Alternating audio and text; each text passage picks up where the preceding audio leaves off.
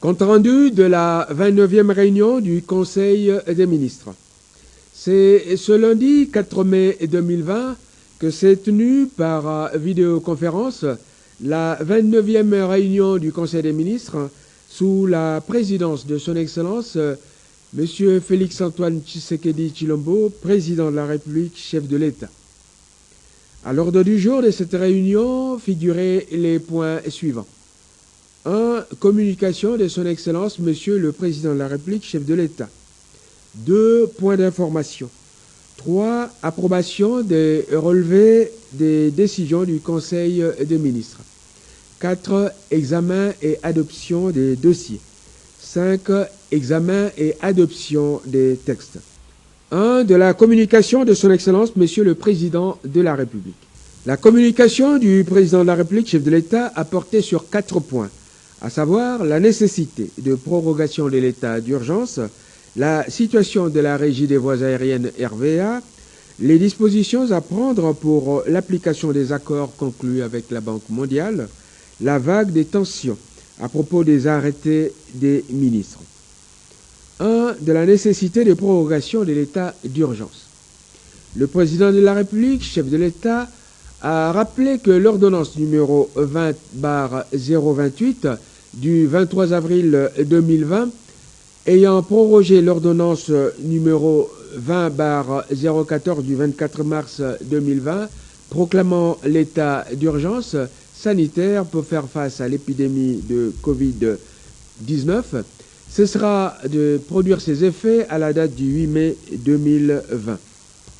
Dès lors, tirant toutes les conséquences du rapport du comité multisectoriel de lutte contre le Covid-19 qui fait état du risque toujours accru de voir cette épidémie faire davantage des dégâts parmi la population, le chef de l'État estime nécessaire de maintenir l'état d'urgence en vigueur pour des périodes successives de 15 jours.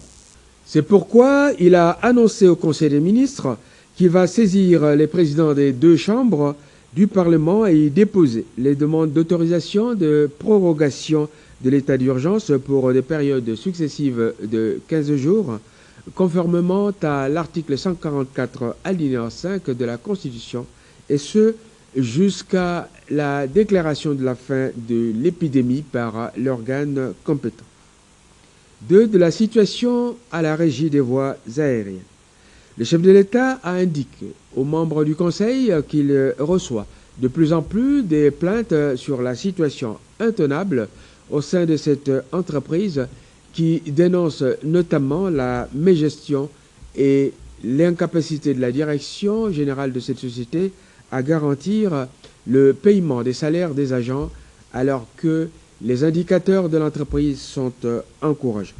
Devant la récurrence des plaintes sur la gestion de cette société, le chef de l'État a instruit le vice-premier ministre, ministre de la Justice et garde des Sceaux, de faire diligenter une enquête judiciaire sur les faits dénoncés et de lui faire un rapport circonstancié avant la prochaine réunion du Conseil des ministres. Le point 3 concerne les dispositions à prendre pour l'approbation des accords de crédit avec la Banque mondiale, ainsi que la loi rectificative en gestation. Pour aider le pays à disposer des moyens indispensables afin de faire face au Covid-19, la Banque mondiale a conclu avec la République démocratique du Congo des accords de dons que le chef de l'État a déjà approuvés par voie d'ordonnance. À la même période ont été signés les accords de crédit qui, avant tout décaissement, doivent être approuvés par le Parlement et ce, conformément à l'article 214 de la Constitution.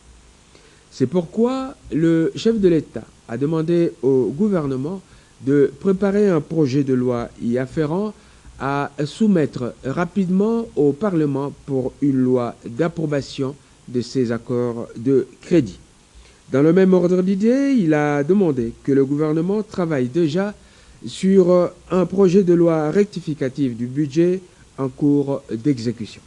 Point 4. De l'obligation de soumettre tout projet d'arrêté aux délibérations du Conseil des ministres. Informé qu'en dépit de l'instruction du Premier ministre du 20 janvier 2020 qui a instruit les membres du gouvernement de soumettre préalablement aux délibérations du Conseil des ministres tout projet d'arrêté ministériel hormis celui relatif à l'organisation des cabinets ministériels, certains ministres continuent à signer des arrêtés en violation de cette instruction. Pour rétablir la discipline en cette matière, tous les arrêtés pris en violation de ces instructions doivent être rapportés par leurs auteurs. Le Premier ministre doit y veiller strictement. Des points d'information. Le premier point concerne le vice-premier ministre, ministre de l'Intérieur, Sécurité et Affaires coutumières, de l'État et de l'administration du territoire. Un calme relatif règne sur toute l'étendue du territoire, à l'exception de la partie est de la République où sévit encore l'activisme de groupes armés réfractaires au désarmement. Nos forces armées y veillent. S'agissant de l'état d'esprit de la population, il est caractérisé par la montée de cas de Covid-19, la hausse des prix sur les marchés, la hausse du taux du dollar américain par rapport au franc congolais, avec toutes ses conséquences négatives. Au plan justice et sécurité, on relèvera en particulier la montée du grand banditisme à Lubumbashi. Concernant le Covid-19, on notera l'apparition des cas à la prison de Ndolo. Le risque d'une propagation fulgurante pour cause de promiscuité n'est pas à exclure. Il a également été observé un relâchement du contrôle aux frontières. Au plan social, on signalera la perspective des manifestations des vendeurs du grand marché de Kinshasa en protestation contre la destruction par la ville des espaces non viables et inappropriés à la vente. On a également noté les menaces formulées par les hôteliers accueillant nos compatriotes rapatriés de l'étranger pour cause de non-paiement par l'État des factures. Ministre de la Défense nationale et ancien combattant. Situation sécuritaire. Ainsi que cela a été rapporté par le vice-premier ministre, ministre de l'Intérieur, Sécurité et Affaires coutumières, le ministre délégué auprès du ministre de la Défense, en charge des anciens combattants, a confirmé le calme relatif régnant sur toute l'étendue du territoire. Il a également fait observer l'existence de quelques poches de résistance des forces négatives à Beni, Ituri et le sud Kivu. Parmi les faits saillants relevés par le ministre délégué auprès du ministre de la Défense, il y a lieu de noter des braquages opérés par des bandits à main armée sur le tronçon Kasangulu-Mbanzangungu dans le Congo central et à Lubumbashi où cela a abouti à mort d'homme. Ministre de la Santé publique, complété par le coordinateur du secrétariat technique de la riposte au Covid-19. Premier point, évolution de la situation de la pandémie Covid-19. À ce sujet, le ministre de la Santé a donné les informations suivantes. Au 2 mai 2020, 682 personnes sont contaminées dans 7 provinces, à savoir Kinshasa, le Haut-Katanga, le Congo central, le Nord Kivu, le Sud Kivu, l'Ituri et le Kwilu. On a noté 34 cas de décès et 80 guéris. 104 personnes ont été contaminées à la prison de Ndolo. Les prisonniers dépistés ont été isolés et la désinfectation des pavillons a été envisagée. 13 cas positifs ont été constatés dans le chef des voyageurs rapatriés de Dubaï et ils ont été mis en quarantaine. Le gouvernement a mis à la disposition de la clinique d'Engaliema, des cliniques universitaires de Kinshasa, de l'hôpital général de référence de Kinshasa, ex-Mamayemo, des fonds dont ces institutions avaient besoin. D'autres fonds sont attendus pour alimenter l'hôpital Vijana, l'hôpital de Kinkole, la clinique quinoise, l'hôpital de Monkole et l'hôpital Saint-Joseph. Les hôtels hébergeant les Congolais rapatriés de Dubaï ont été également payés. Le secrétariat technique est prié de remettre de toute urgence au gouvernement les propositions de primes du personnel de santé et d'accompagnement relevant de son secteur. Le professeur Mouyembe a donné les principales indications et informations suivantes au Conseil des ministres. Premièrement, l'épidémie importée est terminée. Les contaminations observées sont locales. Deuxièmement, la croissance exponentielle redoutée n'a pas eu lieu. Troisièmement, le confinement de la Gombe a donné de bons résultats. Les objectifs poursuivis ont été rencontrés en très grande partie. C'est le cas notamment de la baisse du nombre des contaminés, du dépistage de plusieurs contacts, de la désinfectation des bâtiments. Quatrièmement, la riposte à l'est de la République semble avoir porté ses fruits puisque aucune contamination nouvelle n'a été signalée.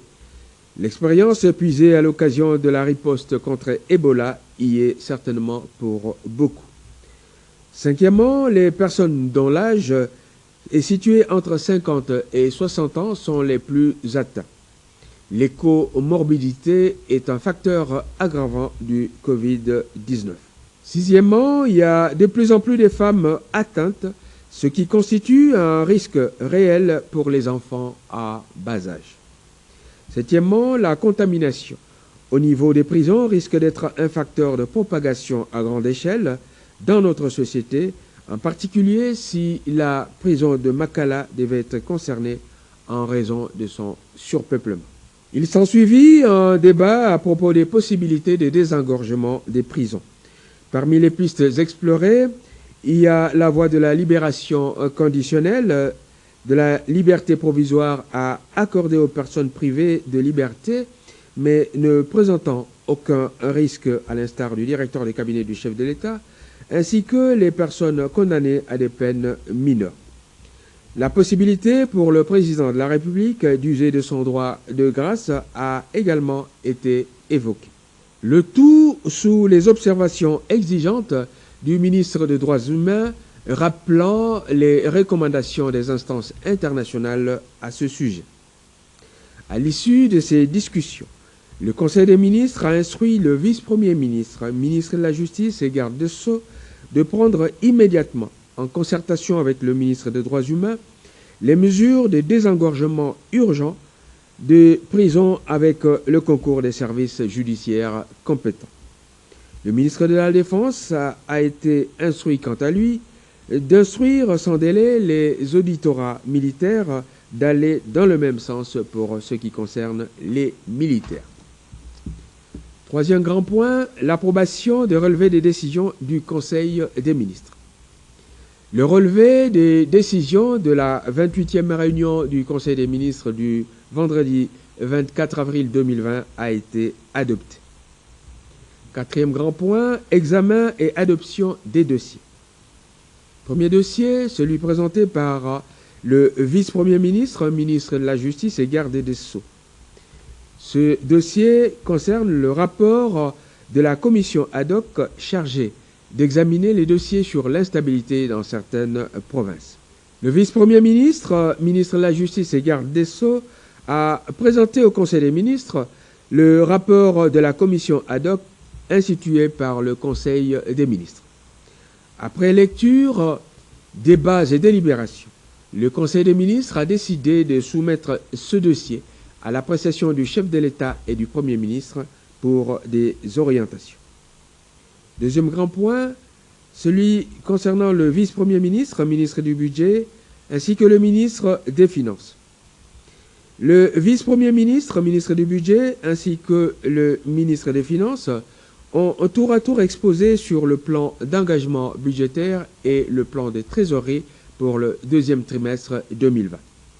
Ils ont expliqué au Conseil la raison d'être de ces instruments en cette période de baisse des recettes, à savoir la gestion prudentielle des finances publiques, le maintien des équilibres macroéconomiques, l'évitement des déficits et la maîtrise de l'inflation, en particulier au moment où l'essentiel des moyens budgétaires sont affectés à la lutte contre le coronavirus. La maîtrise de ces instruments permettrait également d'être en harmonie avec les critères de performance recommandés par le Fonds monétaire international. On notera aussi que les déficits ne seront plus couverts par des avances de la Banque centrale et que les dépenses s'effectueront sur base caisse. Troisième grand point, ministre des Finances. Il s'agit de mémorandum d'entente entre la République démocratique du Congo et la Banque centrale du Congo portant sur les responsabilités respectives des parties en relation avec la facilité des crédits rapides accordés au pays par le Fonds monétaire international. Le ministre des Finances a justifié cet accord entre la Banque centrale du Congo et le gouvernement de la République démocratique du Congo par le fait qu'il constituait une recommandation du Fonds monétaire international consécutive à un financement de 364 millions de dollars américains à la Banque centrale du Congo dans le cadre de la facilité de crédit rapide muée en appui budgétaire et ce au regard des besoins en rapport avec le Covid-19. Ce mémorandum règle également les modalités de remboursement à effectuer en faveur du Fonds monétaire international. Après débat et délibérations, le Conseil des ministres a adopté ce texte. Quatrième grand point, ministre de l'économie nationale. Il s'agit du point relatif à la structure des prix des produits pétroliers. Madame le ministre de l'économie nationale a fait rapport au Conseil des ministres de l'évolution des travaux pour la fixation des prix des produits pétroliers. À la suite de la tendance à la baisse très prononcée des prix fournisseurs des produits pétroliers depuis l'avènement de la pandémie Covid-19, les discussions ont été engagées avec les professionnels pétroliers ainsi que tous les ministères sectoriels concernés en vue de la révision des prix. De ces négociations, le gouvernement a réussi à obtenir une réduction de prix à la pompe de 20%, soit de 2200 francs congolais le litre à 1980 francs congolais le litre, applicable dès la signature de l'arrêté. Cinquième grand point, examen et adoption des textes. Le premier texte, celui présenté par le vice-premier ministre, ministre de la Justice et garde des Sceaux. Le premier projet concerne le décret déterminant les missions et fixant l'organisation du secrétariat d'un ancien président de la République élu. Le second texte porte projet de décret fixant le montant et les modalités de paiement d'une allocation forfaitaire aux conjoints survivants non mariés et aux orphelins d'un ancien président de la République élu. Les deux projets de décret ont été examinés par le Conseil des ministres qui en a reporté les décisions à une réunion ultérieure. Le troisième texte porte projet de décret accordant l'autorisation d'exercer les activités en République démocratique du Congo à l'association sans but lucratif confessionnel de droit étranger dénommée Médecins sans frontières Espagne, MSF Espagne en sigle. Après débat et délibérations, ce projet de décret a été adopté. Le quatrième texte porte projet de décret accordant l'autorisation d'exercer les activités en République démocratique du Congo à l'association sans but lucratif confessionnel de droit étranger dénommée Médecins sans frontières Hollande, MSF Hollande en sigle. Après examen et délibération, le Conseil des ministres a adopté ce projet de décret. Le cinquième texte concerne le projet de décret portant création, organisation et fonctionnement d'un établissement public dénommé Guichet unique de création d'entreprise, GUCE en sigle. Dans son exposé au Conseil des ministres, le vice-premier ministre, ministre de la Justice et garde des Sceaux, a indiqué que ce décret vise à faire du guichet unique de création d'entreprise, qui est une exigence de l'OHADA, un établissement public à caractère administratif et technique jouissant de la personnalité juridique en vue de faire face aux impératifs de célérité dans le domaine des affaires. Après examen et délibération, ce projet de décret a été adopté. Le 5e point concerne le ministre de la Défense nationale et ancien combattant. En l'absence du ministre de la Défense nationale et ancien combattant, le ministre délégué auprès du ministre de la Défense nationale chargé des anciens combattants a présenté au Conseil des ministres les projets d'ordonnance ci-après. 1. Projet d'ordonnance fixant le statut spécifique du corps de génie militaire en temps de paix. Ce projet d'ordonnance a été adopté. 2. Projet d'ordonnance fixant le statut spécifique du corps de santé militaire en temps de paix. Ce projet d'ordonnance a été adopté par le Conseil des ministres. 3. Projet d'ordonnance fixant le statut spécifique du corps logistique militaire en temps de paix. Ce projet d'ordonnance a été adopté. Commencé à 14h40, la réunion du Conseil des ministres s'est terminée à 23h55. Je vous remercie.